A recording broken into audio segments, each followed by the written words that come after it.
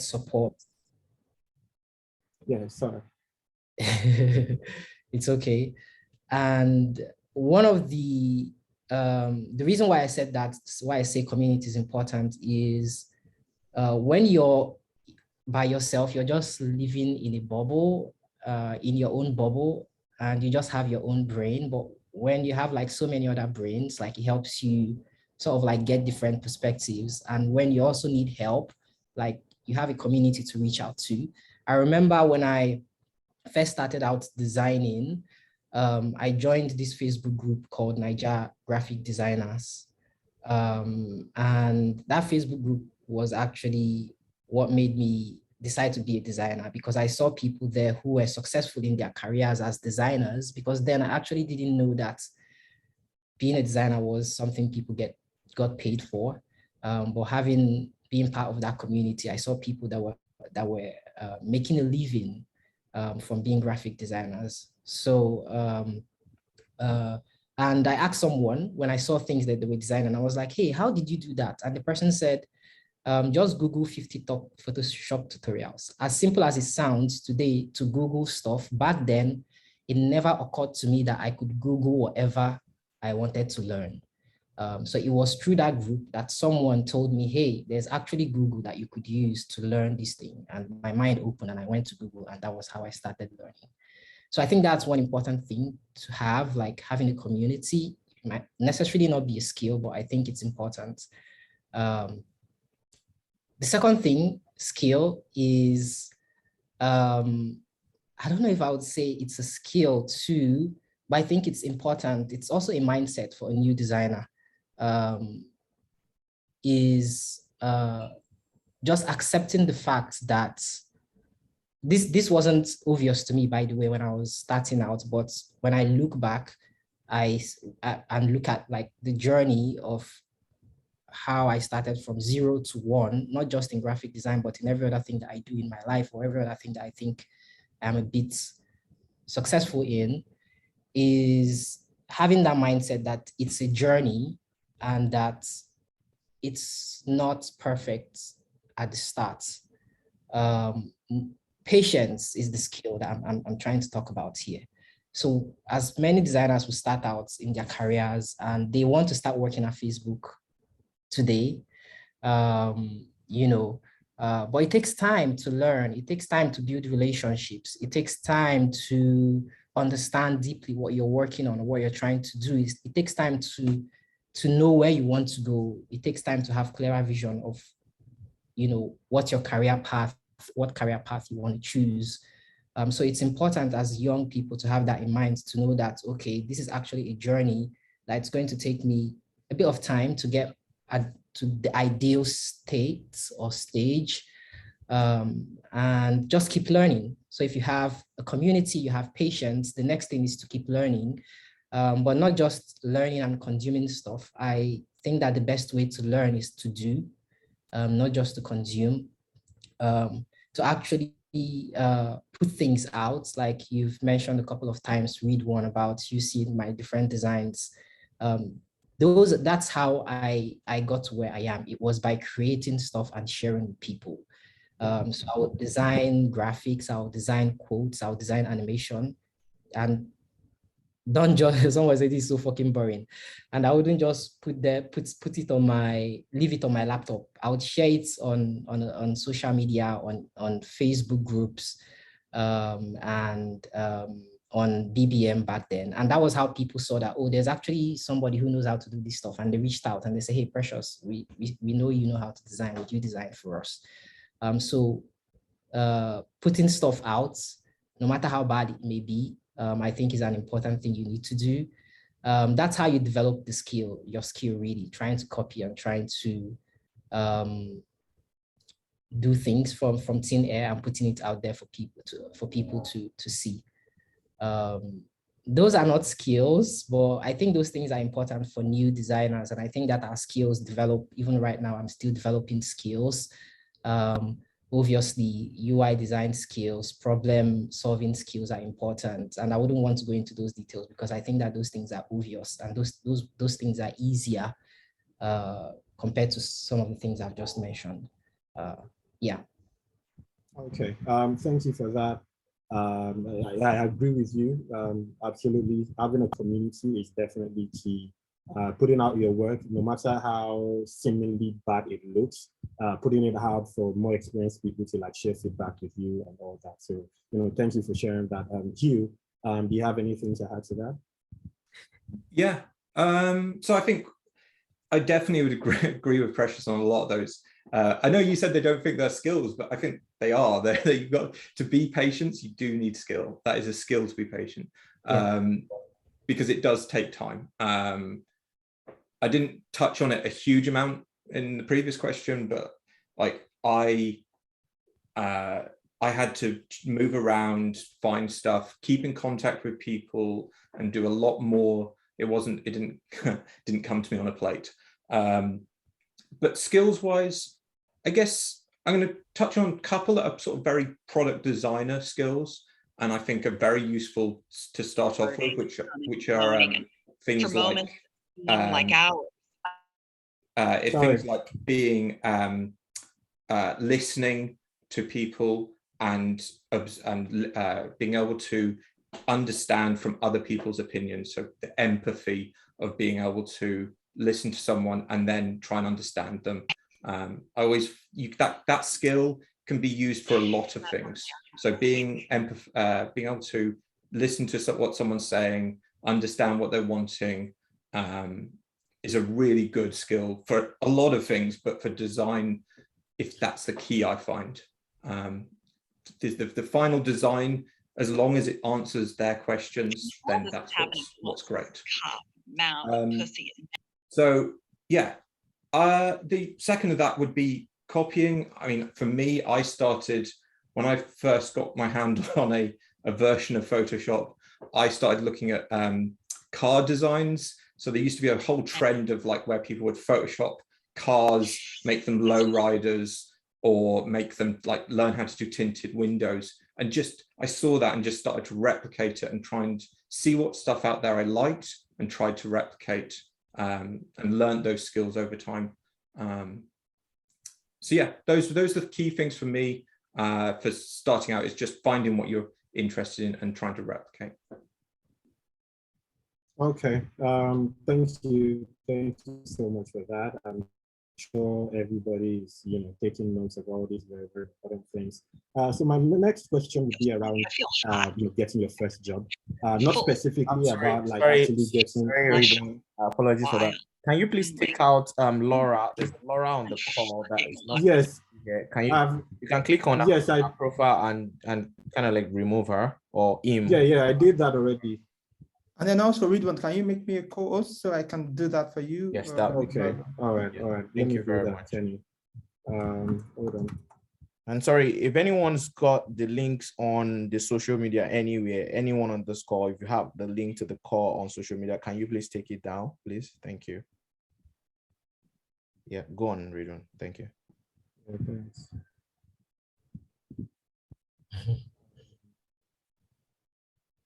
Sorry for the disruption.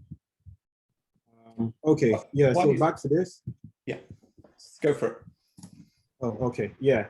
So back to this. So I said my next question is around, getting your first job. So usually especially for people who are just getting started, they're really, really always very, very excited about, where do I get my first job? Where should I work and all of that? But I also think it's just as important to think about where you should go to for your first job. Should you go to an agency? Should you go to a startup? Whichever one you decide to go to, what should you look out for in those places that you're going to? Because I think particularly when you're getting started, the place where you do your first job can be very, very vital in determining the trajectory of your career. So if you're unfortunate to work in certain places, it might slow you down. If you're lucky to work in certain places, it might, just make your career, much faster. I wanted to get your thoughts on that. Hugh first, and then we can come to Precious. Sure. So I've tried most of the things. I tried an agency, like a design agency. It really gives you an opportunity in a design agency to explore loads of stuff.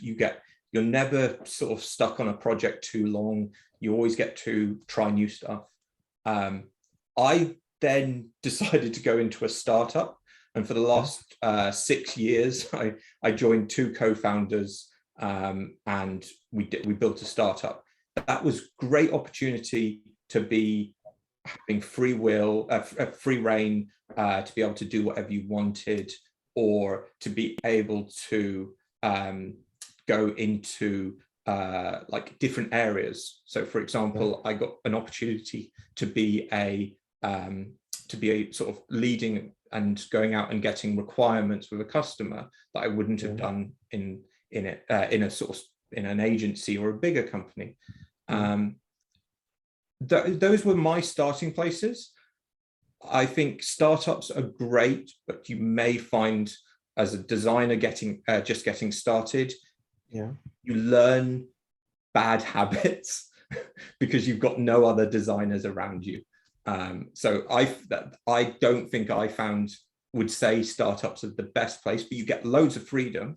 For me, I would go down an agency route again. If I had first few years, go into a design agency and be tackled by loads of problems, and you'll learn a lot more in that year or 2 years in an agency than you will going into a bigger company or an agency to start off with.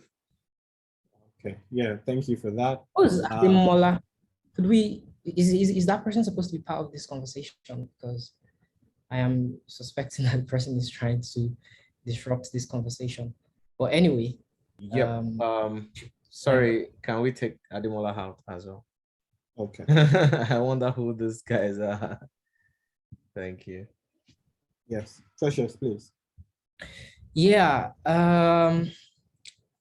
If we're to be realistic, as someone starting out in design, you really want to get a job, and like sometimes it's anything will come, like whatever comes is okay. When I first got my design job, I really didn't even know that design was a job. So I didn't have the option to decline or to say, okay, I would like to work in a startup, or I would like to work in an agency. So that's one thing to keep in mind, is that as young designers, like, we are desperate, or you probably want something. But I usually tell people who always ask me, how can I be a better designer? I always tell them, look for somewhere where they are actually doing something meaningful, where they are working on something meaningful. Don't just join a company because they are making fine designs or graphics. What are they actually doing? Is it meaningful? Are they creating things that are creating value in the world? That's the first question you want to answer when considering where you want to work. And I agree with what Hugh has said, that an agency is, I would say, is the best place to start your career. And the reason why I agree with that is that when you're working at an agency, you're kind of like spread wide, or you're working in a startup, you kind of like go deep into one thing. And my experience working as an agency really helps me in everything I do in product design. When I was in an agency, I worked on graphics, I worked on website design, I worked on marketing, I worked on ad campaigns, I worked on so many things that when I found myself in a startup, I already knew how to do so many things. I actually wrote an article called "The Role of a Product Designer in an Early Stage Startup," and it was my experience from working in an agency and my experience working in a startup that made me write that article. And I could see how those skills I had developed working in an agency and those experiences of doing so many things could help me in a startup. Because when you're working in a startup, it's different from working at getting fucked for 2 straight days. We have Oli Atkins, who should be thrown out. But anyway, so if you're opportune to find an agency, I would say, and you have a startup as an option, if the agency is a really good agency, go there. That said, there are really bad agencies out there, and you don't want to have like a bad experience or work in a place where they are they condone mediocrity. At least for me, that's something that I don't condone. And as a young designer, it's something that you want to know, like you really, I think that one of the, maybe it's something I got from my dad, who used to be an interior designer and a perfectionist. And it made me realize what a good thing should look like, or what a good thing should be. So from a young age, if I saw a design, I could tell if this was okay, if the right font, the font size.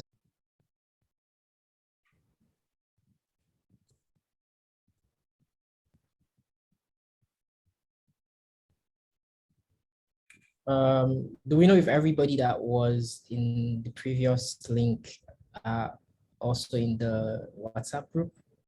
Not everybody, but what we are hoping now is that those who joined on a public WhatsApp group or somewhere would be able to reach out to the contact who actually dropped it. For example, somebody mentioned Precious, and so I was expecting that Precious, who is in the group, would be able to share it with those people after vetting them. So that should be real quick, hopefully. In regards to the Slack group, could Imole, do you want to share? Do you want to give me an invite? Oh yes, I totally forgot that. By the way, Hugh really wanted to join the WhatsApp, the Slack channel, the Slack group that we've got. So I'm going to be sending it. I totally forgot. We actually talked about it. I totally forgot. I'm going to send it to him. And so thanks you for that. I will send that now.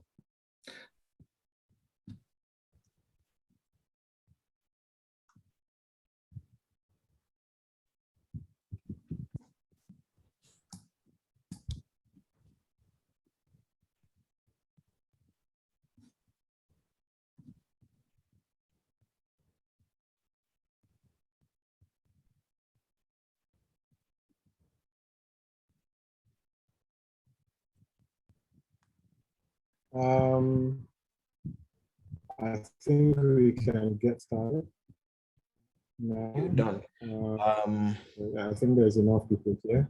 Yep, let's get started. There's another Laura that's trying to join now. Is this not the same Laura from the last time? No, Laura. No, Laura, no. Body, please. Okay, please. I think the person dropped a message on WhatsApp. Delistic. Please check WhatsApp. Delistic. Guys, I was just kicked out. I don't understand what's happening. So I mean, it might be the same person. I think Maybe. we should just forget about people now. Let's just focus on this. They can watch the recording later. They can watch this later, please. Yeah, please. Right. Thanks. So cool. We don't have to end this again. Let me quickly just round off my thoughts on how to quickly get a job as an early stage designer. So this is not for me to brag, but this is for me to kind of like highlight why it's really, really important for you to create and put your work out there. Yeah, I've had series of jobs throughout my career, and I've only applied for a job once, and that was when I was joining Booking.com. That was the only time I needed to write an application. All my life, every of the company that I've worked with always reached out to me. Either someone in the company or the CEO reached out to me. And they reached out to me after they had seen my work on somewhere or my article somewhere. So it's really important if you're looking to find a job. Right now, you don't have any history to prove your competence. You don't have like a body of work that you've done in the past, maybe working in a startup or working in an agency that you could use to show that, hey, I can actually be valuable. But you can do something if you don't have that body of work. You can create a body of work for yourself by trying to solve problems you see around you every day. So I remember the first article I wrote that, or my first job, I'll just give you how I got my different jobs and then maybe I'll end there. My first job, I got my first job by helping somebody do a free work. I just reached out to somebody and I said, hey, I really like your brand name, but I realize you don't have a logo. I would like to do a logo for you. And the guy was like, oh, okay, well, why not? So I designed 3 logos for the guy. He picked one. And I shared those logos on the Niger Graphic Design Group, and a design agency saw those logos, and they messaged me directly on Facebook, and they say, hey, we like something you designed and we're looking for a graphic designer. Would you mind coming for an interview? And that was how I got my first job as a designer. It was just something I did for someone for free. My second job was something I designed. It was me redesigning, what's the name of this company? Dropbox. So there was a time they did a new redesign, and I really liked the visual language. So I tried to replicate some of those visual language on some design I made. It was just a splash screen that had a pretty illustration on it. And I posted that on Dribble, and that was how the first startup I worked with, that was how the CEO found me. He was looking for Nigerian designers that were on Dribble, and he saw something I designed which looked appealing to him, and he reached out and was like, hey, I saw something on Dribble, and I'd like you to work for us. Another job I got was one I got with a company called Tech Advance, and it was an article I wrote. I wrote something, an article called Rethinking Hotels.ng. So Hotels.ng is a platform in Africa where you can book hotels. And one day I was traveling and I wanted to book a hotel on hotels.ng. And I realized that the UX was not as optimal as I would hope for.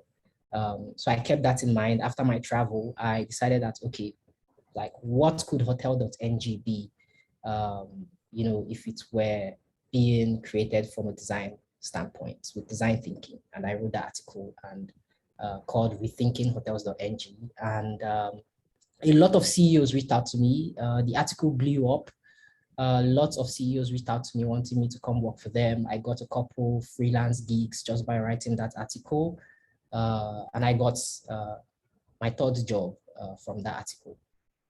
So it's important as a young designer, if you want to get a job, you don't have a portfolio, strive to create one, look at problems around you. Like Zoom, in my opinion, is one of the most horrible tools.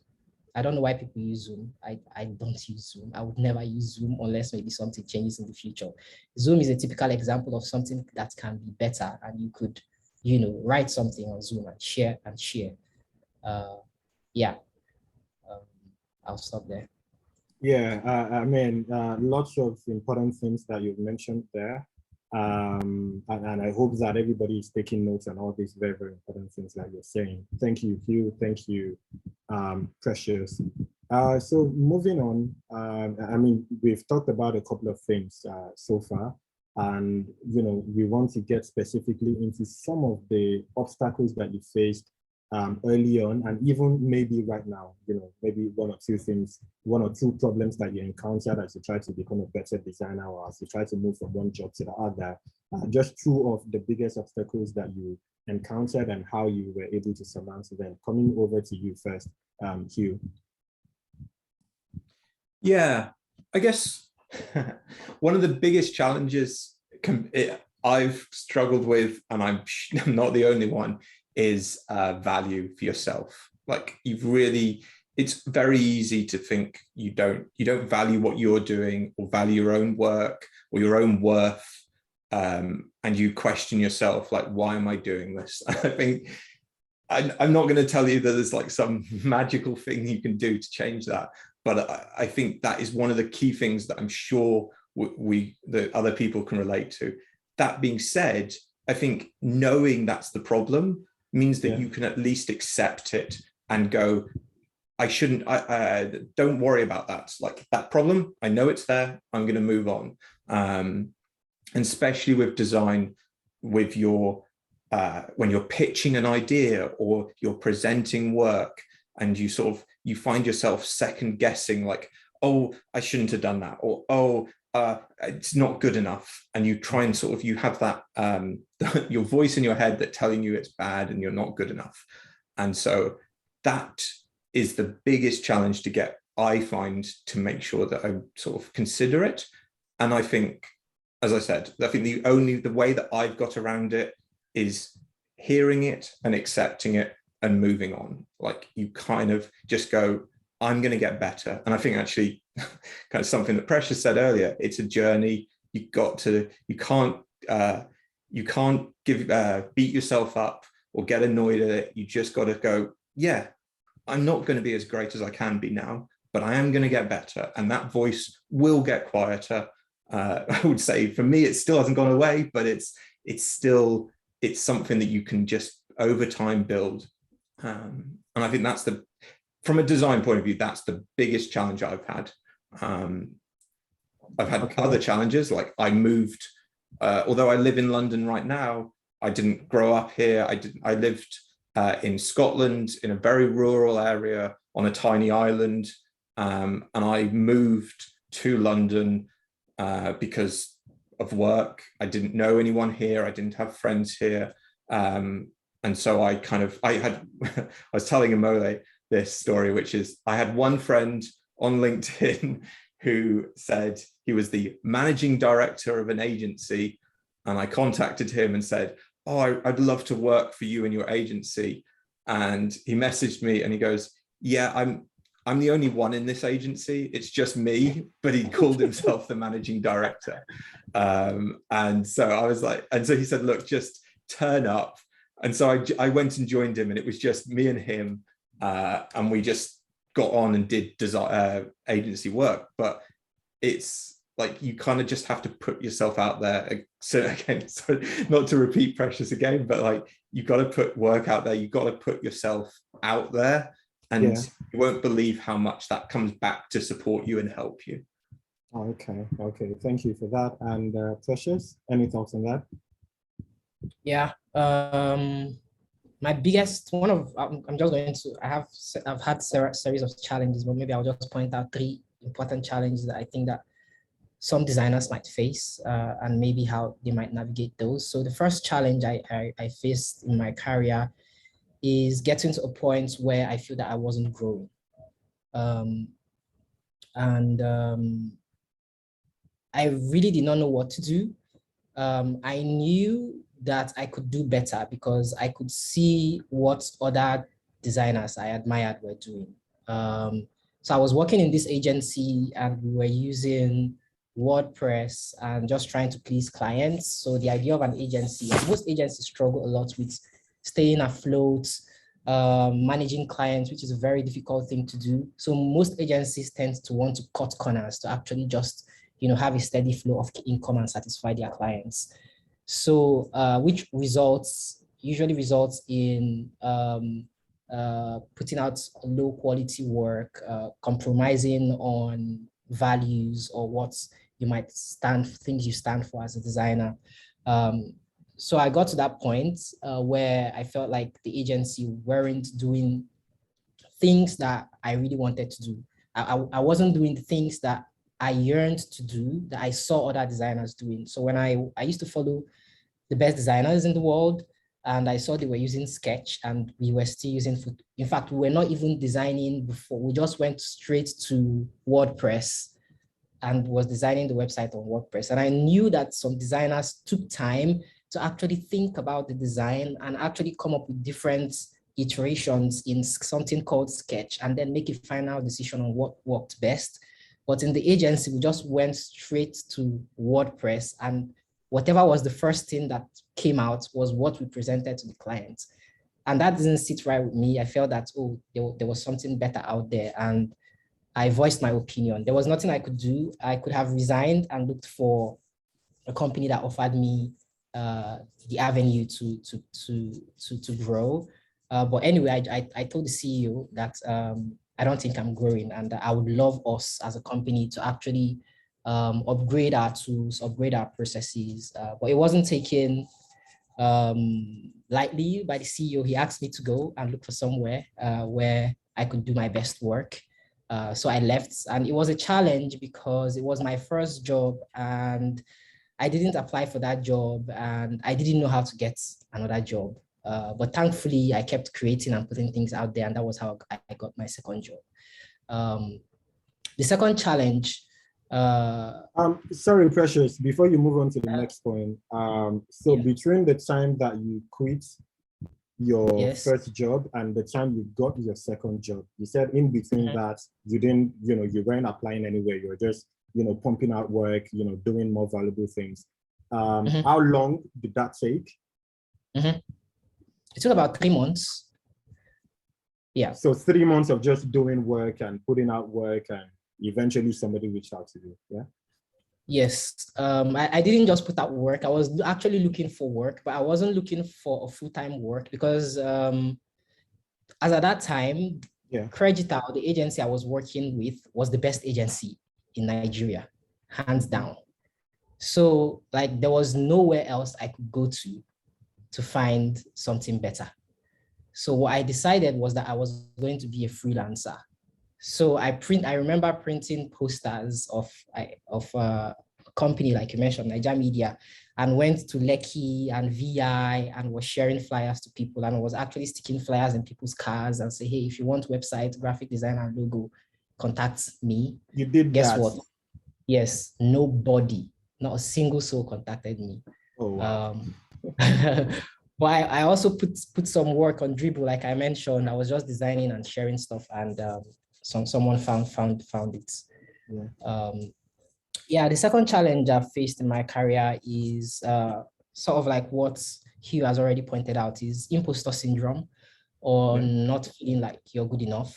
While I was back home in Nigeria, I thought I was a superstar, but when I moved to Booking.com, I realized that, oh my God, like there's so many talented people here. They probably know better than me. That was like the words in my head. They do things differently than I do. And that really made me, question my own abilities. Like, do I really know what I'm doing? But over the years, I've realized that everyone has their way of doing things and working.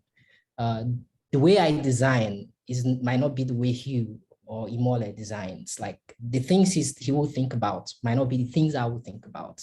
So having that perspective, it's what is helping me now navigate that thought of, oh, am I good enough? I tend to want to trust in my own process. Trusting your own process and how you think and how you solve problems is really important, at least for me, in navigating that doubt, that self-doubt of, do I really know what I'm doing? For me, what really helps me in breaking that or navigating that is the core of design, which is putting people at the center of what you're doing. So whenever I'm designing stuff, the user, I'm always thinking about the user. And that thought always helps you come up with the best possible outcomes for what you're working on, and helps you also like deal with things like having to make arguments at the workplace of what might be the best. People might have different opinions, but if you point them and say, hey, we're actually solving things for people, and these are the challenges that people are facing, these are the facts of the challenges that people are facing. And find how you can navigate to actually solving those people problems would help you sort of like have more focus. So instead of you thinking about, oh, what are the things that I really need to do to show I'm a good designer, you're thinking about what are the things that I really need to do to solve these people's problem. So that's the second challenge. The third challenge I am currently facing, and I still face, is having to deal with a lot of people, having to deal with ambiguity, having to deal with working in a very large corporation like Facebook. Facebook is very huge, and I'm working on this tiny aspect of Facebook. And it's so difficult for me to kind of like imagine how the little thing I'm working sort of like connects with the bigger picture of the company. And it requires a lot of work, which involves having to constantly talk to people, having to constantly talk to different teams, different roles, managers, and even directors. And it's just challenging because I am somewhat of an introvert. I try to avoid talking to people if I can, but I find myself in a place where I need to talk to people constantly to get my job done.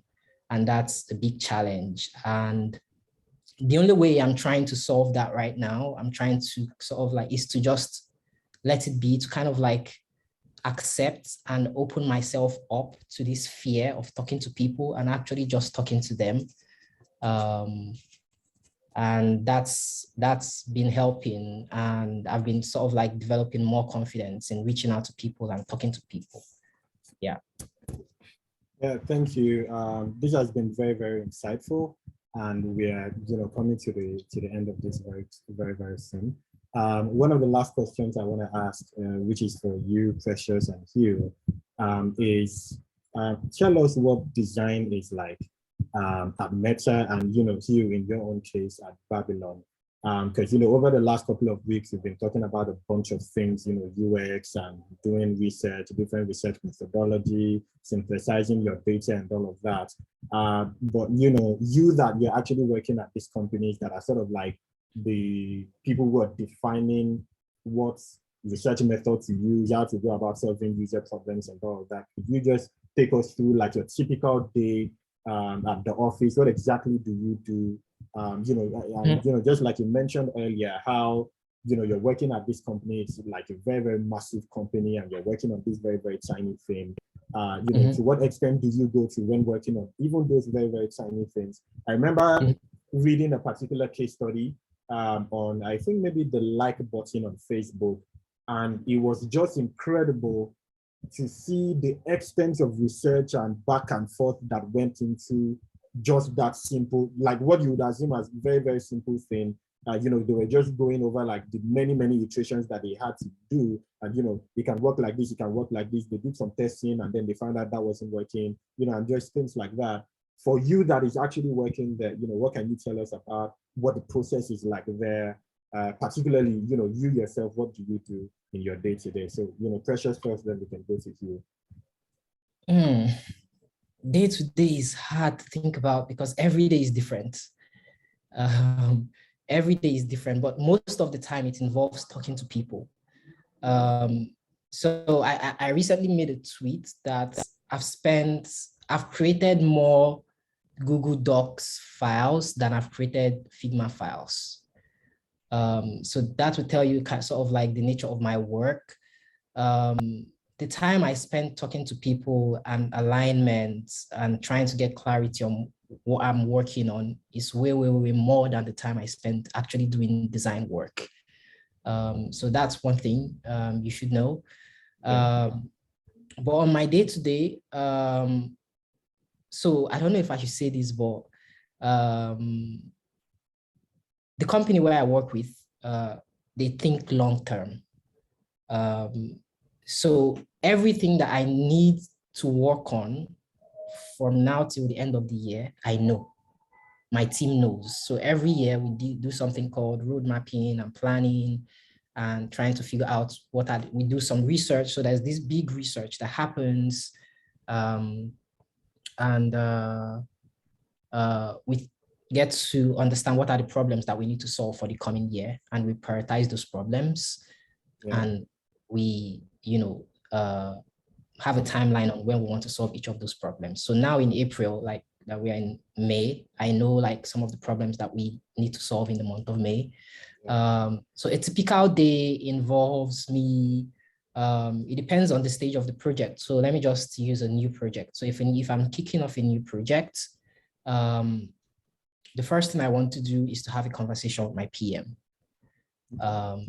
To sort of like, hey, we've prioritized this project for this time. I want to pick up this project. What are you thinking about this project? Or could you kick off, could you start a kickoff doc for me from your own point of view as a PM? I want to know your point of view around this problem. So it would be good if you could start a kickoff doc. So one thing at Meta is that nobody tells you what to do. You get to do whatever you want to do. So nobody's going to tell you this is what you should be working on. So it means you have to be like an initiator of things. So that's most of my work every day, is trying to kind of like, what am I supposed to be doing today? And what, if there's nothing, like what can I initiate?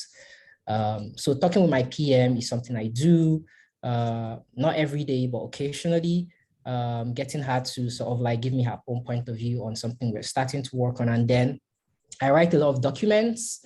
The first document is something we call design documentation, which is essentially just why, context, problem, metrics, goals, how are we going to measure success, what explorations are we trying to do, what are the different considerations we've made, what are some problems we need, some questions we need to answer, we don't have answers for. Some days it might be me talking to developers and trying to understand that this is how I'm thinking about this solution, but I want to understand the technical aspect of things, like how is development thinking about it? How are they trying to solve this problem? Does it align with my own approach? So trying to align with developers on how we should approach a problem, on how we should go about sort of like dishing out a solution is something I do on a day-to-day. Another thing is designing, exploration, just designing. I'm someone who, if I'm designing a button, I'm someone who likes to design like 50 buttons, just to enjoy myself, because I enjoy it a lot, and sort of like make sure that I have really thought through what I'm working on. So that's also one thing I do on a day-to-day. Some unnecessary meetings, like one-on-one with colleagues, just to catch up. Like I mentioned, it's a very big company, so you also need to kind of like learn what other teams are doing. So if I'm working on something that is on Instagram shops, for instance, like I want to work on it, I want to talk to every team that sort of like is connected to that thing. So let me take, for instance, what might be a good analogy that is not related to Meta for it. I'm not sure, but let me assume on Instagram, there's a settings page and there's a team that owns the settings page, but you don't work on the settings page, you work on something that you think that people might need to go to the settings page to disable or enable. So imagine maybe I'm working on a timeline and we want to allow people to have controls on their timeline.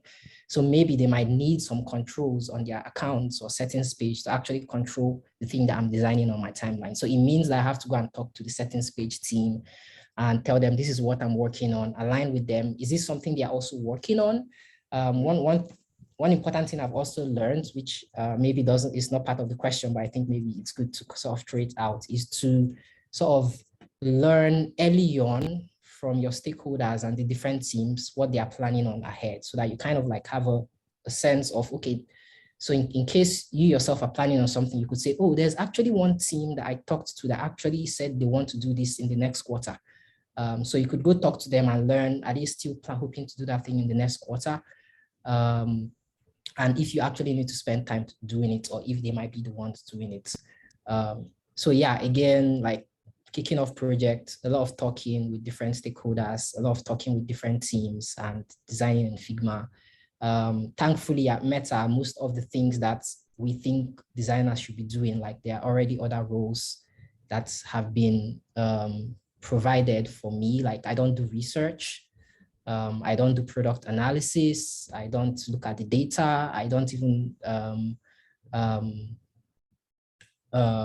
participate sometimes in some sessions, because there are some people who are just way better and who are more specialized in those roles, and they just do those things, and you know, they just share with me and they say, hey Precious, we did the research for you, these are the results, these are the recommendations.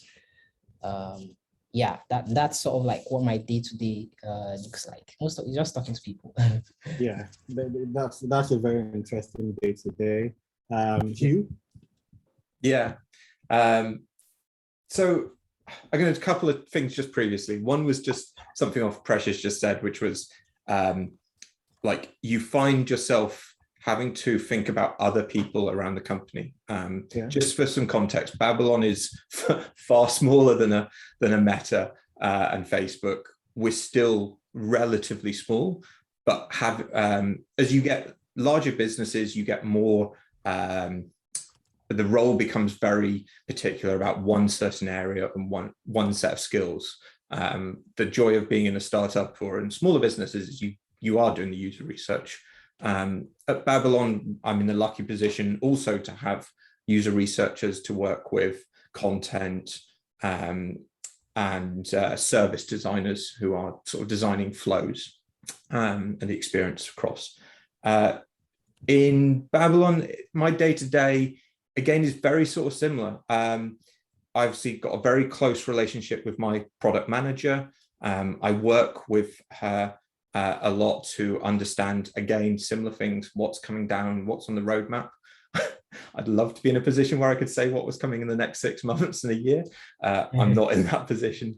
But for me, it's a little bit more reactive. So trying to get my head around what we've been, if there's something that's come down, well, not come down, but like we need to work on, it's like thinking about all of the aspects of it, understanding, again, the stakeholders. So quite often I'll set up meetings with my user researcher and we'll be setting up the meetings with our stakeholders. So if I'm working with support and we're working on an improvement around the people who are, if you call up a customer support to make a doctor's appointment because you couldn't do it in the app, they have a whole system that they have to use. And so I have to get my head into their place of where, if they are on a phone, what are they trying to resolve, and how I can help them. So a lot of that. Something that I think is kind of undervalued and has a lot of, will really help people is, if I've got a PM, what can I do for them or help them? So often when they have got, they're pitching their idea to the next person up, so like the product leads, I think about to them of like, well, what extra documentation, what other things can I give them, or extra value can I give them to make this go forward? So probably similar to Precious, Google Docs is probably where I spend a lot of time as well, and explaining stuff. We use Miro a lot for doing basically mapping out stuff. Like that just becomes a mood board, digital mood board of just all of the data, all of the information.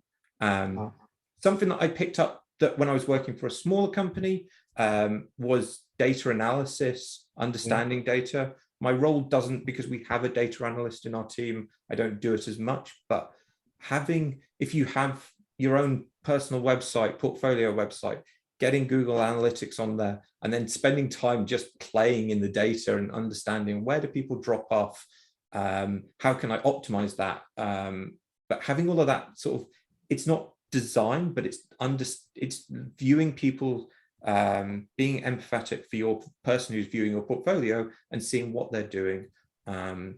So at work I'm working with my PM. I work with front end and back end engineers.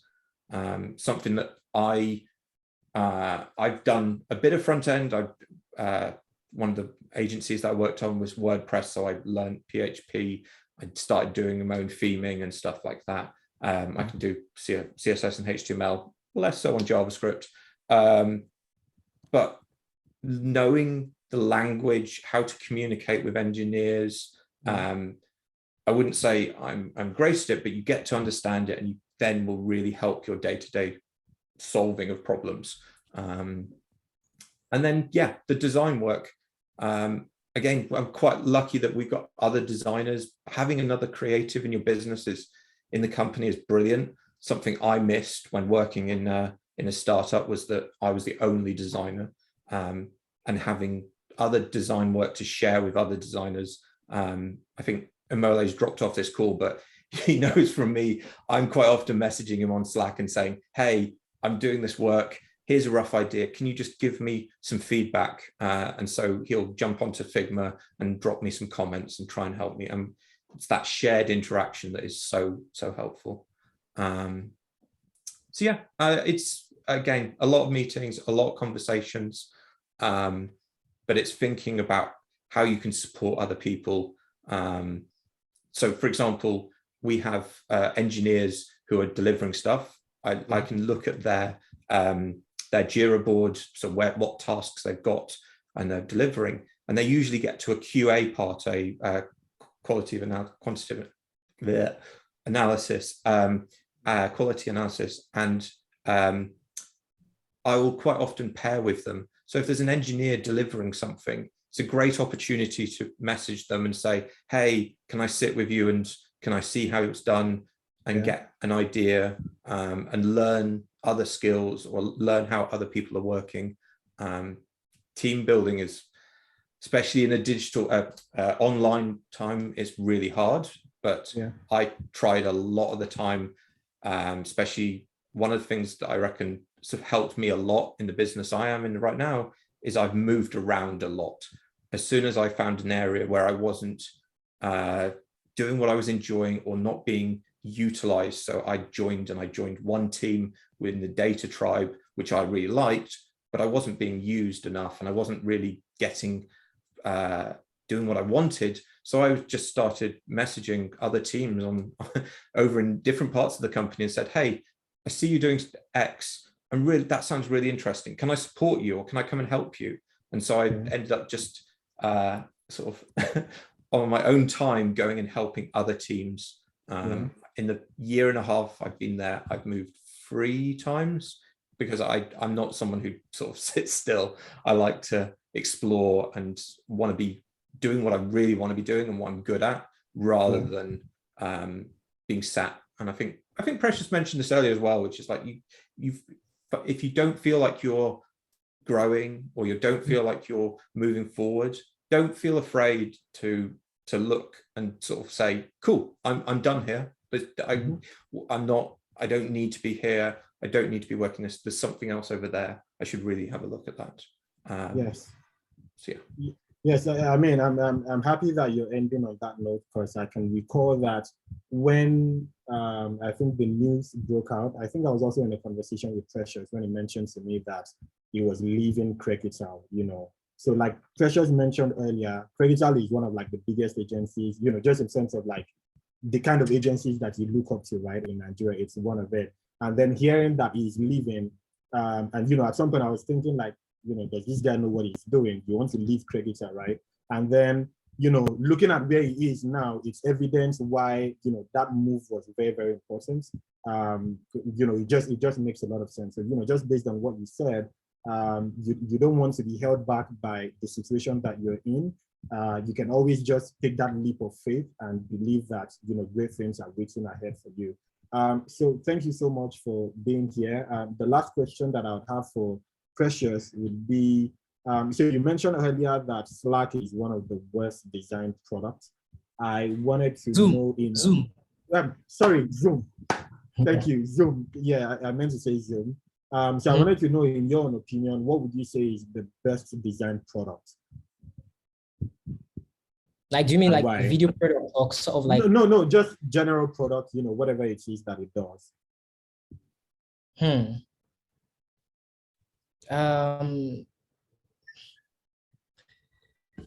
It's the iPhone, in my opinion, just because like that's where we spend most of our lives everywhere. Like, I'm sure most of us spend more time on our phone. So it's like, for me, like the most incredible product is the mobile phone. It is why we're doing this today. Without the mobile phone, I would not have had access to information that I had early on in my career. I remember having a very small, Nokia phone, and that gave me access to the internet. That opened my eyes to something called the internet. That made me, that was where my passion for wanting to be a designer or whatever it is that I wanted to be then, that was where it stemmed from. The fact that I have access to someone in Brazil's idea, someone in Germany's mindset, I could tap into that. Like, that was just incredible for me when I was young, and I could reach out to people and send emails. So I think like the mobile phone is one of the most profound products of our generation. Yeah. Okay. Thank you for that, Hugh. Do you have a favorite? I don't know. It's a real, I don't know. I very much agree with what Precious just said. I think there's definitely, that is like product wise, hands down, has changed a lot. I guess this relates to something that my passion. There is a website called My Mind. It's designed so that you can add websites, you can add photos, you can add colors, you can add products. And it's basically a store of information, but then they use all of that data to add value and make it better for people to search. So with my mind, and the reason I like it is because of the data side. Like, we are now providing so much information, and so there's so much out there that using technology, using machine learning, using AI to recognize images and colors, what they've done is they've tapped into it so that you can search. So if I just search for, I don't know, you read an article and there was somewhere in that article that said, they had a quote, you could search for that and it would find it. Or you could, if you're searching for colors, you can, and it will then reference anywhere that's like a picture with that color, or like the idea is to be like a brain. But I think for me, the reason I like it is because data is so useful, and we now have so much information that this is a great example of using technology to solve a problem and make it less about the technology, and it presents you with what you really want. I'm searching for something. I don't want to go and look. I don't want to have to try and remember if it was a picture or if it's some text, or you can monitor like the price, for example. Like, all of that data is available. This is using that technology, but making a good front end, or a great visual front end to it. And that's why I like it. Okay, I think this is a very, very interesting product. I'll make sure to check it out myself. You know, in the way that you've explained it, I think it's something to definitely check out and explore more. So I'll check that out. We have just 6 minutes to round this up.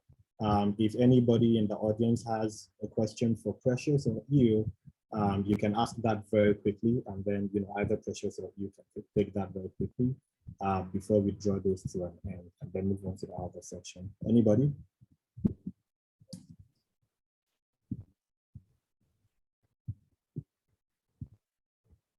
Okay, Egbeyemi, please. Okay, thanks guys for this session. Thank you, Techhaven team. Considering artificial intelligence, perhaps in the next 20 or 30 years, it's going to gain more ground, or perhaps maybe I should lead with this. Game design.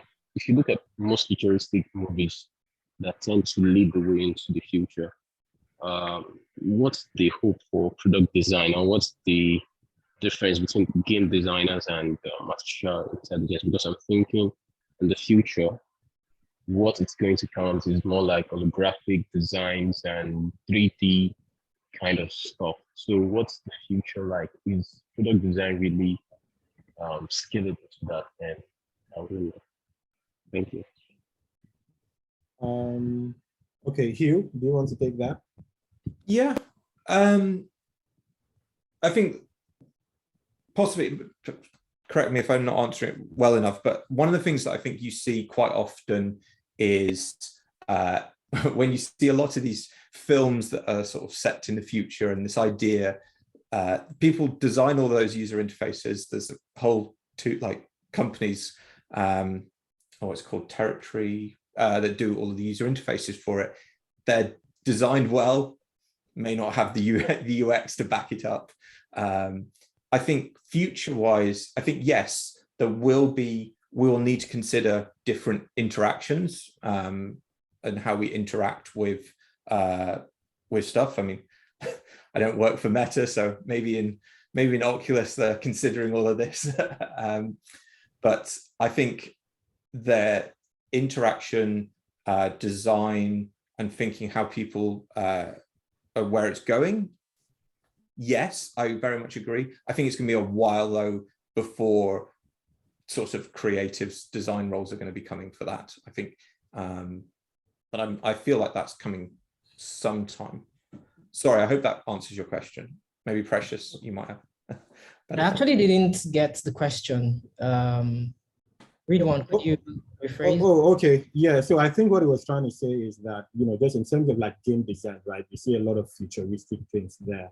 And he was trying to find out in terms of product design as well, what are some of like the things to expect in terms of product design, between now and the next 5 years, where are we probably going to go? Because if you take some step back, now we're doing a lot of like mobile apps design, and even on top of that, we're doing a lot of VR design. I mean, with the Meta coming around, we're doing a lot of designing virtual reality, right? What is 5 years going to look like for us, based on where we are right now?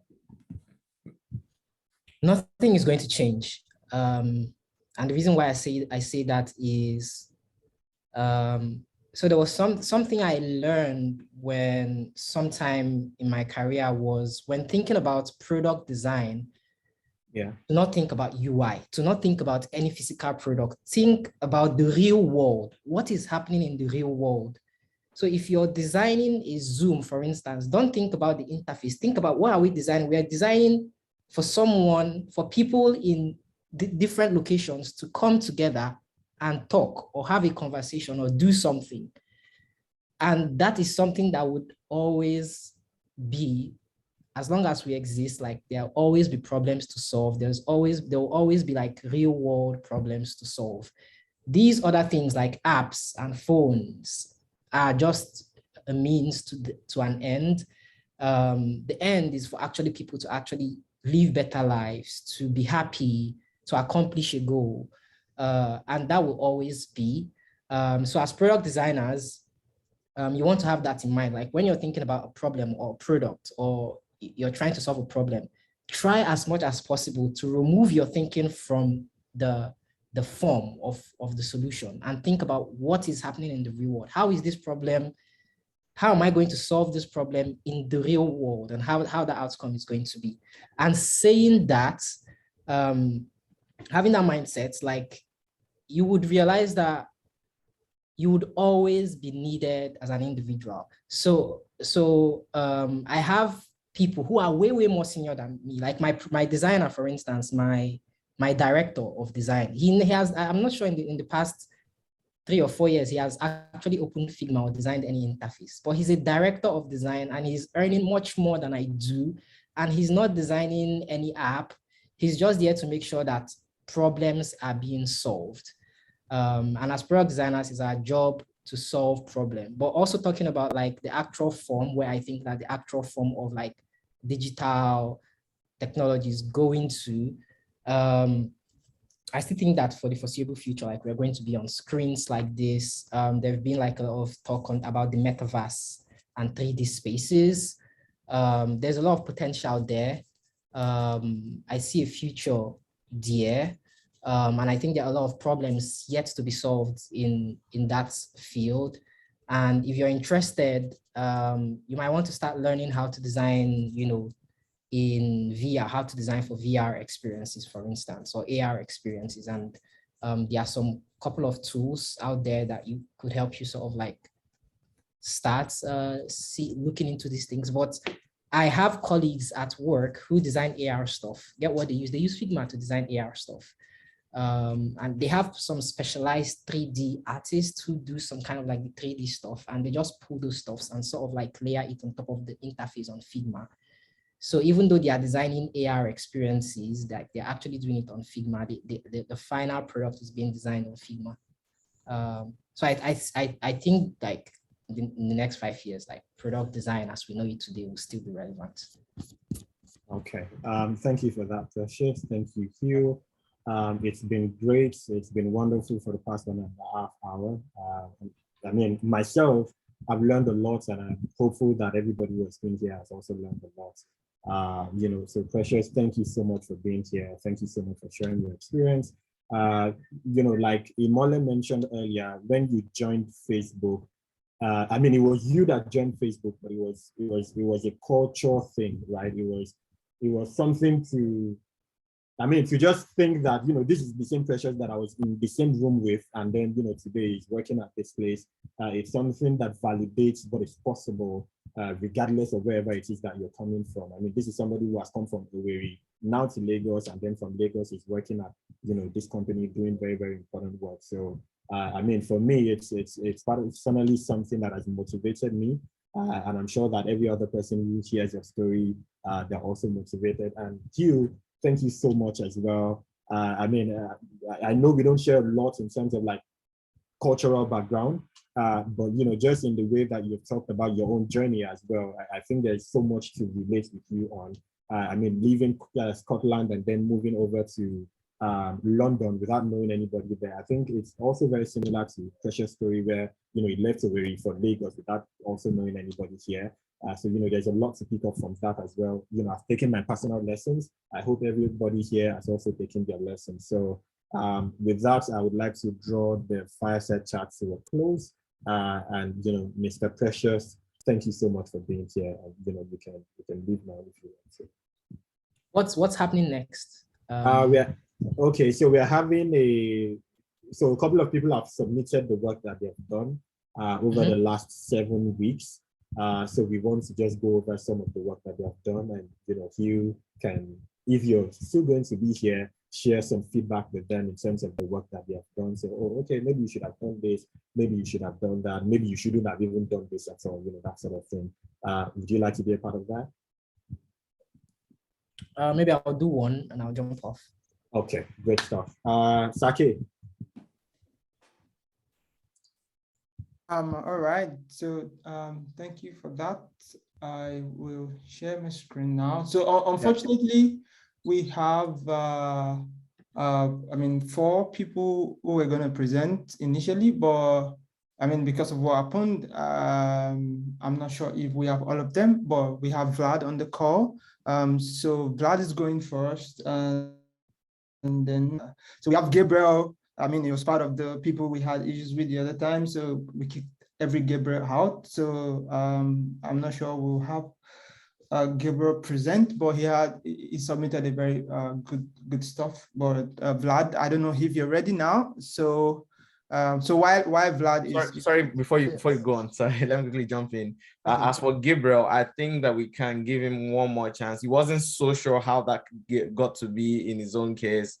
And since we are not in the fireside chat, hopefully we shouldn't have the problem that we've had, since he's part of the presenters for today. He really wanted to get that feedback. And so I feel like maybe we give him a chance. When we are done with all the others, then he will be like the last person we'll bring in. So just in case something goes wrong, we can at least just quickly kick him out. So that's one. And then for everyone that's got questions in the group, we will download the chat, in the chat rather. If we download those chats and the questions, the ones that we can get Precious and Hugh to respond to, or asynchronously, we will get answers to that for you. The ones we can respond to, will do it. And subsequently, if this, like for example, the issue of VR and AR and metaverse, things like a whole different sort of like topic that we can always trash later. So we would look at all that. We have not forgotten all your questions. We will definitely address them, but we need to move to the next one. So yeah, over to you, Kenny. Thank you. Okay. So Vlad, are you ready? Oh yes, I am ready. Good evening, everybody. Thank you so much for your time, Precious and Hugh. So yeah, I'm going to share my screen straight up.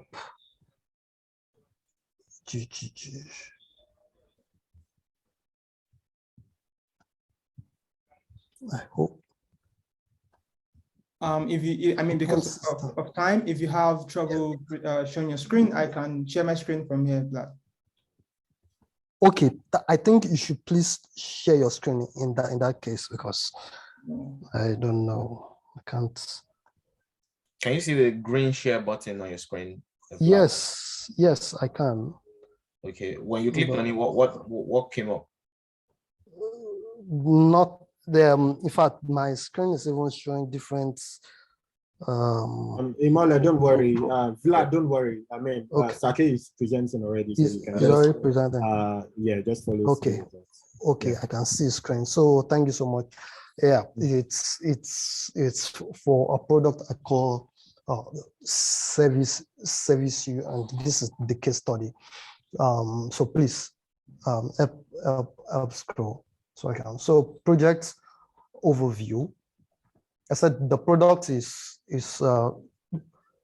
called Service You, and I said, and designed to be an application that connects people with domestic service providers in their neighborhood or wherever they are, so that they can help with various household and technical services actually. So you need someone to fix your AC, you need a house cleaner, you need a cook, you need a hairdresser, or something like that, something you could need and you don't want to go out looking for somebody. So it's like a marketplace where people meet domestic service providers. So my responsibility was to conduct research, provide designs, wireframes, and all that. So the problem, as I observed and stated here, was that majority of people in the working class in cities do not have the luxury of time. Well, I don't know what the situation is like in London, where you guys are, but in a place like Lagos, in a place like Abuja, Port Harcourt, and large cities in Nigeria, where working class people, for so many reasons, do not have the luxury of time to attend to some of their immediate problems here, and they would have to outsource some of these tasks to other people, even not just issues that they can handle. For instance, I doubt if anybody on this call can fix ACs in their houses or their cars. Yeah, so you would always need technical help at some point in time, and this app helps to reach such people, artisans. So the user research process. So as the UX designer, I sent out a questionnaire, of course, for survey, where I wanted to know people's experiences in getting domestic aid and how they would like to have an application that makes it easy for them. So the survey came back with 18 responses when I carried it out. So, and the statistics are shown below. So I think that this is 81% of them being men, and is it 38 now? I can't really see that. And different age grades. Please, sir, can you scroll up? Second. Okay, so different cities where they responded from. You can see that most of them responded from Lagos, Nigeria. Yeah, so employment status of those of people that responded, and fields of employment. How often do you use the internet to find services that you need? And amazingly, most of the responded always use the internet to find services they need. Now, Sake, can you? All right, so your experience working with artisans and service provider, we can say that most of them, we just had it, yeah, just manageable. We can just do it. Very few people have had a perfect experience. So that shows us that there's a need for a platform that people, the ownership of that platform can vouch for the professionality or professionalism of service providers and artisans on that platform. Yeah, so like, how much time do you typically spend finding good artisans or service provider? We say that most of the respondents have spent a lot of time, awful lot of time, trying to look for people to serve them in certain areas domestically.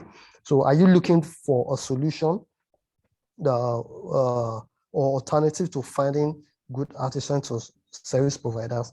Yes, 61.1% of people said they are eagerly looking out and would not mind finding or having a platform that would help them to solve this problem that they have at hand. So please, that's just the contact of, okay, was that what did, okay, just some additional questions. So the design process, of course, like generally in UX, you have to go, we don't just go straight into putting things together and say pushing pixels around or bring out ideas from a person. We have to meet people, speak with them, feel their pains, yeah, empathy. So we have to properly define that problem. We have to be able to ideate, then we have to be able to develop prototypes into solving that problem, and definitely we have to test. So let's just move on to seeing some of the prototype. Okay, I talked about the pain points of users here. I said that in order, please, a minute, sir. Can we just, yeah, I said in order to fully understand prospective users here, I took notes of some issues that usually pose a challenge to most people. This was based on the research I carried out, of course, which we've seen some of the results of there. So time management, essentially, like I said, a lot of people in our part of the world sorry, do not Vlad. have that time. Vlad, okay, sir. Yeah, sorry to interrupt you. We're really pressed for time. You don't Right. have to like go through each of the points. Okay, please let's go to the prototype. Yes.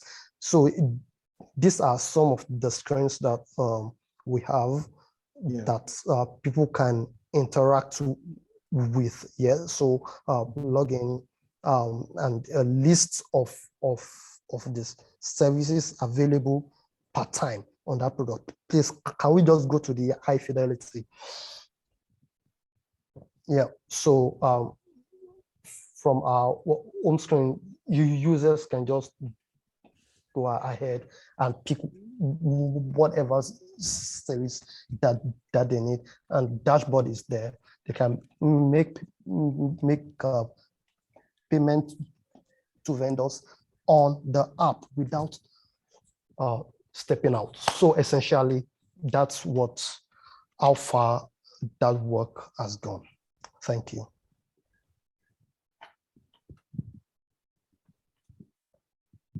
All right, so that's the end of the presentation. So we just want to hear feedback for Vlad, Hugh, Precious. I mean, we've told them before that feedback is how we grow as designers. So please feel free to tell them your thoughts about this. Thank you. Cool, no problem. Thank you so much, Vlad. It was really great. Thank you so much. No problem. I had a couple of things that I just noted down as you were going through. Right, can we scroll up to the top with something I was just going to suggest? Yeah, just here with this project overview. It was really helpful when you presented it. You told us some of the service types that you listed off. It may be really nice here, especially on this sort of portfolio, to visualize some of those or list them off, just so that people can get an idea of what those service types are. Because when you list it off, it means that I get a visual representation, and I can quickly glance at it and get an understanding. And it would be really helpful here. All right. But I think some of the information you're providing here is great. I think it's good to break down all of these. But I think one of the things was those service types. And sort of you can use some icons, visualize it, but it will make it quick and accessible for someone to read. All right. And then if we go down to the surveys, one of the things that was really interesting here would have been to expand on, you didn't mention like how you chose who you would target. So when you're something that you quite often have to do when explaining for like on a user research side is how did I get access to them? Did I post the link onto social media and get anyone and everyone? Or I'm looking at someone, I know that these types of people are going to be the target market.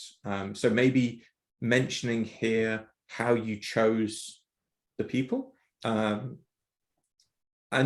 I probably, if this, from my point of view, would be to condense a lot of this research, like the slides, because it's when you're presenting like a portfolio, it's less about like what the actual stats are. Like when you're presenting it and wanting to get people, it's quickly digest it. So it's what would be the summary stats. I mean, you pointed it out with some of the pain points further on, but having all of this breakdown, you could have all of the images combined smaller to give an idea, and that would just help someone understand understand quickly that what you did, and less they're not going to be nitty gritty looking at the details of what all the different percentages are. So there's a quick glance. And then if we go a little bit further down to, you mentioned you started looking at wireframes. I always find that actually, if you just go up one level to the low fidelity, something that's always great when you're having to present your work is maybe highlighting the stuff that didn't work, or where you went and you've considered it. It seems ridiculous sometimes when you say like, I just only want to see like the quick route. I want to see the final designs, but people are interested to know what you've explored. So a number of my portfolio pieces have got a sketch pad where I've literally just show some sketches of like, here's some ideas, here's me thinking, because that's the key thing they want. They want to see that you are exploring ideas, it may not be the final solution, but you've looked at it and gone, oh, I thought that, but I didn't do it. It doesn't matter that I didn't do it. It's that exploration, the discovery that they want to know that you're doing. And so with these low fidelities, like if there was other pages that you sort of explored, you don't need to make them big and like, so it's readable. You just need to give them the idea that you've explored it. All right, thank you so much. I really problem. appreciate that. Yes, sir. I'll let Precious, if you've got anything you want to add. Yes. Yeah, just to add on top of what you said. So let's imagine, so the way I tend to, so I've done a series of portfolios in my lifetime, and the more I do them, the more I realize that, oh, okay, I need to optimize it. And what I've learned is, imagine that, so a portfolio is that you're trying to show a product, you're trying to show something that you've built to someone. So imagine that you designed a shoe, like this, you designed this, and you want to show your friend the shoe that you designed. What would your friend be more interested in? Would your friend be more interested in all the stories that went into designing the shoe, or would your friend be more interested in seeing that shoe and actually putting that shoe on? I think your friend, personally, if my friend designs a shoe, I really want to see the shoe and I want to feel it. So that's how you should think about your portfolio. When you're showing a product, you actually want to go straight to the point. Like Hugh was saying, like you could minimize some of the things you said around like research and all the things you did, sort of like make it like sort of like a summary and go straight to the product, to the actual solution. And what if I am reviewing a portfolio, what I really want to see is the solution. And then I would point and say, okay, why did you make this decision? Why is this here and why is that here? If I don't see that first, then all your stories wouldn't make a lot of sense to me until I see an actual solution. In terms of like low fidelity prototype, just to add to what Hugh has said also, if I look at the prototype you added here, it's sort of like almost identical to the high fidelity prototype. It's just that this doesn't have colors and fields. And the idea around having a low fidelity prototype is not to have a low fidelity prototype for having it for having a low fidelity for the sake of having it. The reason why someone would choose to do a low fidelity prototype is that it helps you sort of learn about the solution if this idea is worth spending more time on, it is worth investing on. And the only way you can do that is to test that idea. So the idea of a low fidelity prototype is to have like something less, that takes less resource and takes less time to do, that accelerates the question of, is this thing worth doing? Is this thing worth spending more time on? So if you're showing me a low fidelity prototype, I want to see the things you tested that didn't work. That should be what your low fidelity prototype should show me. So if you show me that these are the different considerations, just like what you have pointed out, to show your different exploration, we actually decided that we want to use a low fidelity prototype because it was easier for us to kind of like put something in the hands of users as quick as possible. And this is the first low fidelity prototype we tested. We tested it and people were not sure how to navigate. And we tested another low fidelity prototype and this made more sense. So that is actually something valuable that can come out of showing a low fidelity prototype. Otherwise, I would say you shouldn't include it in your portfolio if you don't have like different options of low fidelity prototype. It should be about testing. So that's the last thing. Last thing I want to talk about is like the final solution. On the final solution, I think the idea you've picked on like sort of like connecting people who need services with service providers, I think is a great idea. And one thing I want to talk here is that I want to mention here is that you can be a startup founder actually with this idea. Like we don't all have to be designers. If you're a designer and you think that a solution is actually worth pursuing, like you can go ahead and figure out a way to make it come to life and actually make it your thing. So I think this is a great idea. In terms of UI, I think a lot can be improved on your UI. Maybe the logo can be a bit like clearer, like the circle and the, I can't read what's inside and something, I'm really not, can't see, service you and the settings icon. But anyway, you're not a logo designer, I'll just keep that part, but that was something that stood out to me. But the main thing is the solution. Looking at this screen, if I think about, if I am to call a service provider to come and fix something in my house, what are the real things that actually happens in the real world? What are the conversations that we're going to have? And how can I streamline that into an app so that we don't have to have that conversation? So if I think of a service provider, so first, I want to see the different services, which is clear on your screen after sign up. And I like the fact that you have specialist and customer, showing that you've thought about like the two sides of the coin for this service.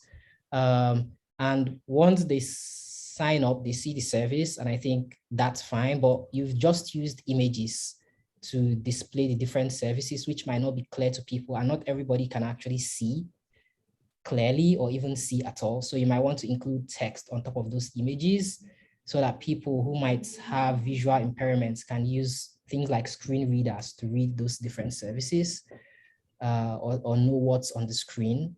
So that's one. You might also play around with information hierarchy on this page. Right now, I'm not seeing like what's priority. Like you could see from your data, you could say, oh, a lot of people need AC and AC service. So you might want to highlight it based on the different services or the priority of services or what you think people might be more interested in. But looking at the screen in general, so if I tap on a service, I want to see the details of the person who is giving me this service, I probably want to see, is this person competent? Does this person know what they are doing? Should I trust this person? Would this person come to my house and steal my stuff? Like, those are the questions I would ask. And those are the questions as designers we need to ask as well when designing for people. You want to actually think about the actual nuance of what happens between person and person. One thing that I would have loved to see maybe before your high fidelity prototype that I think is very relevant to this project is to kind of have like a journey map of, you know, starting out of, or somebody thinking, oh, I actually need to fix something, and then calling somebody, and then the person says, okay, I'm going to be available by 2. This is my costs. And, you know, just having that journey map of what happens in the real world, I think will help you sort of like know what is important to show and to add on a screen. So here I probably want to see, like, maybe a rating system might be good for this kind of service, might not be the best thing for first, but as a hypothetical project you're building, maybe that might be something you might want to show that, okay, I actually thought about trust. So trust is a big thing in terms of service provision. Like, you actually want to reach out to people that you trust. So the question is, the problem you're actually trying to solve here, one is connecting people to solve their problems. But the major problem that you're going to encounter in this problem is trust. Do I trust this person? Does this person trust me? And you have to think of, how do I solve this problem? One of the ways is to sort of like have like a rating system where after someone finishes a service, someone can rate them and say this person was really good or this person was bad. They stole my AC parts or they changed my AC parts to an old one. So yeah, so always thinking about the real world. First of all, when you're thinking about solutions in a screen, ignore thinking about screen. Think about, how can this thing happen if there was no iPhone, if there was no screen, how would I go about solving this problem?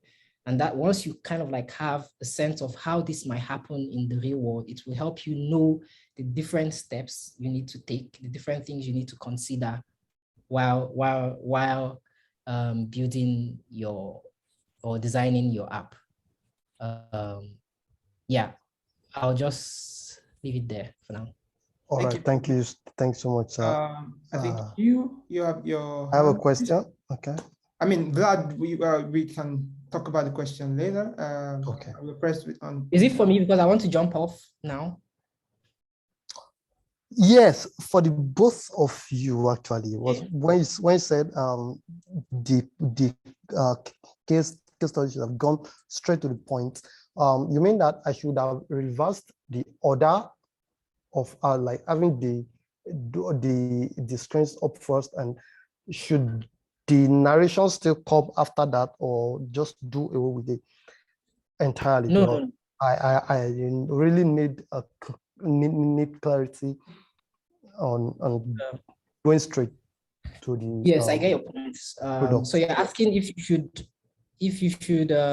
just show the designs, or if you should show all the process. Yes. Like I usually tell people about designing portfolios. You treat your portfolio as you would treat a product. Who are the people that are looking at my portfolio? What do they really care about? So I know the reason why I said that is because I know that where I'm currently working at, they don't care about your data or whether you did research, because they know that once you join the company, someone is going to do that work. They want to actually see your core skill as a product designer, like how good are you at that core skill? So that's why Meta prefers you to show go straight to your actual design. And that doesn't mean you just show them design. No, you actually have to provide context. So you have to think about, what is the relevant context that I need to provide that will make these people understand what I'm talking about?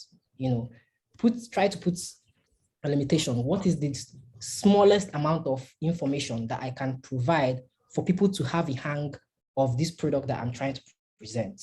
So for instance, like the problem you're trying to solve, who you're trying to solve the problem for, some of the insights you encounter that validates that this problem is important to solve.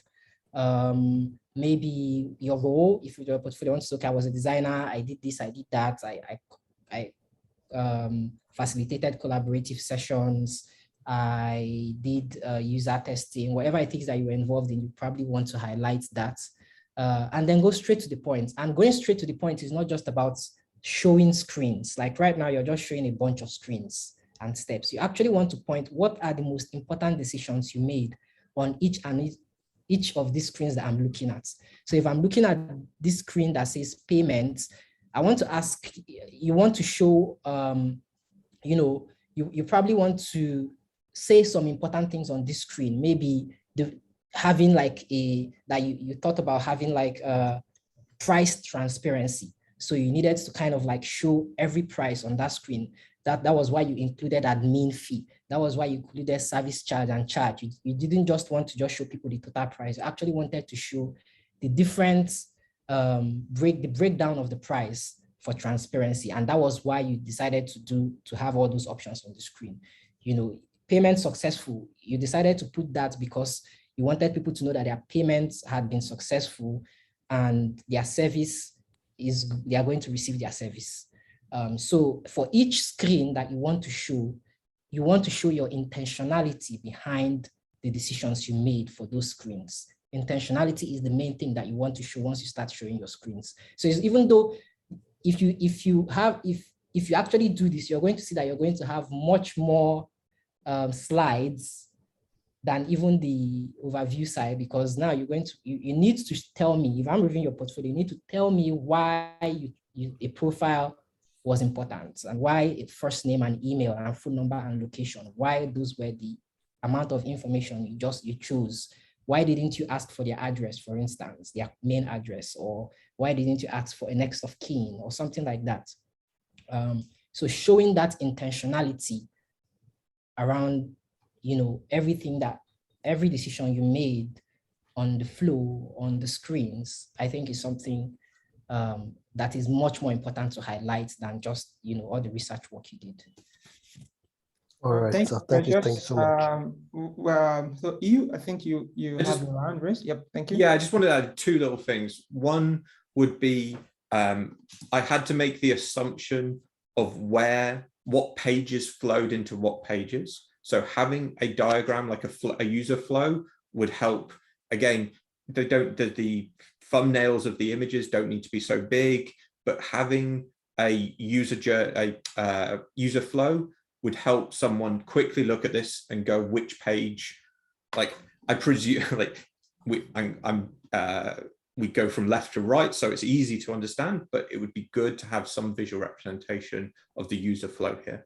And then second point is something that would be probably is something related to everyone's portfolio, is always have some interesting story you can tell about it. If you've got to present and you've got your first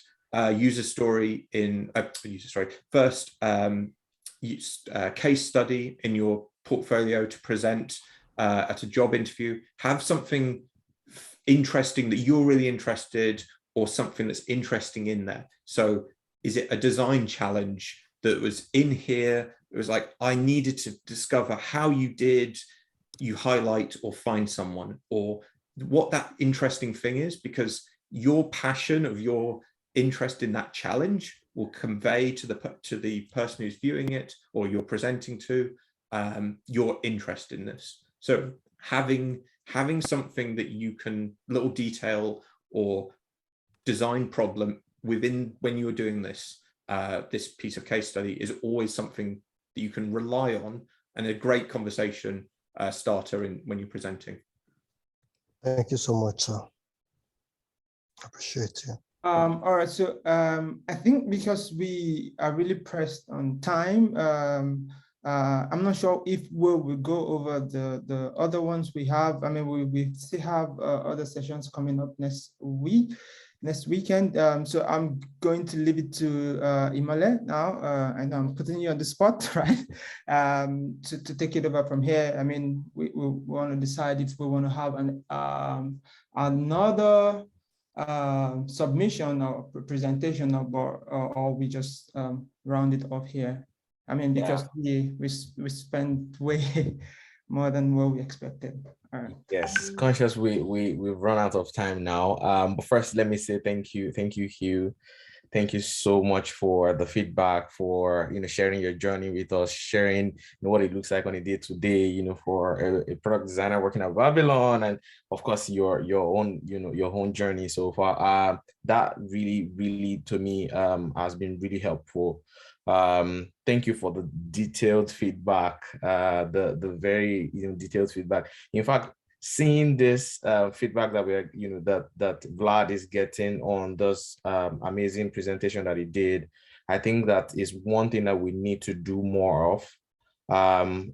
For everyone that still have that on the queue for us to have presentations and get feedback on for today, we are going to have that, but we'll push that to next week. I personally think that we should do more of this. So we'll put it to next week. We also can get a sync. Thank God Hugh is going to be joining us on our Slack channels, which is fantastic. So if you have like specific questions on certain parts of like your portfolio, your case studies and things like that, you want to get feedback from, he will be there. You can always just hat him. When he has time, he will respond as well. So we should do more of this. There's a lot to learn from. I think there's a lot of practical things that we're actually picking up. Even myself, getting these feedbacks, I'm like thinking about it. Interesting. There's some things that I started picking up, because as a designer, you always need that portfolio. That's how you show what you have done, what you worked on in the past, and you want to ensure that you are putting the best foot forward. So thank you, everyone. We are going to continue this, but today we are going to end here. And so Hugh, I'm going to be in touch with you, definitely. So Kenny, thank you very much. Ridwan, thank you. Fantastic moderation. Kenny, fantastic moderation. And Vlad, thank you for that presentation. I think it's fantastic that you've done that in so short amount of time. We are here to— Thank you so much, sir. We are here to get better. And if there's anything we're all going to be proud of, of course, is that we keep seeing this going on. So everyone on this call, please make sure you have your portfolio and your case studies. And if we cannot have a session like this, because we only have about a week more for like the entire program for this year. But on our Slack channel, we'll continue this discussion. We'll be able to do async feedbacks. But next week, we'll do more of this critique and feedback sessions. So thank you very much, everyone. We've gone beyond time. Hugh, again, thank you. This means a lot. And of course, I'll reach out to Precious. He's dropped off now. So thank you very much, everyone. And let's have a lovely week.